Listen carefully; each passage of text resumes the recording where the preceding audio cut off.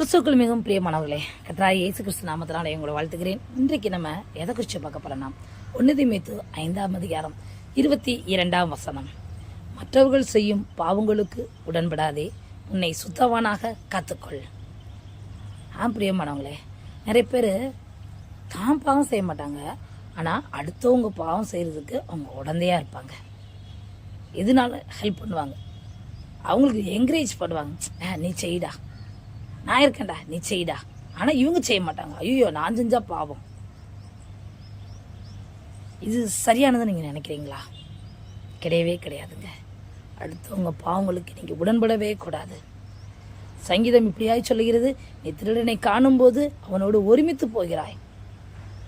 ஒருமித்து போகாதீங்க. என்றைக்குமே கிறிஸ்தவ பிள்ளைங்க பாவத்துக்கு உடந்தையாகவே இருக்கக்கூடாது. பாவம் பொல்லாததுங்க. அந்த பாவம் நம்ம வாசப்படியில் வந்து படுத்துக்கிடும்.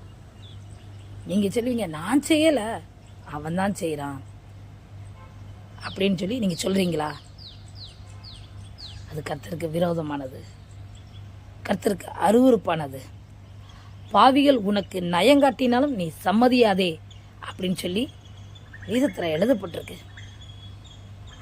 உங்களை என்ன காரணம் சொல்லி, உங்களை என்ன ப்ளீஸ் பண்ணி அவங்க சம்மதிக்க வைக்கிறாங்கன்னு எனக்கு தெரியாது. ஆனால் நீங்கள் சம்மதிக்காதீங்க.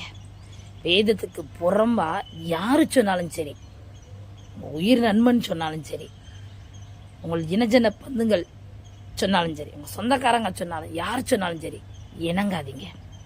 தேவன் தான் உங்களுக்கு முக்கியம். ஆண்டவர் உங்களோட பேசிக்கிட்டு இருக்காருங்க.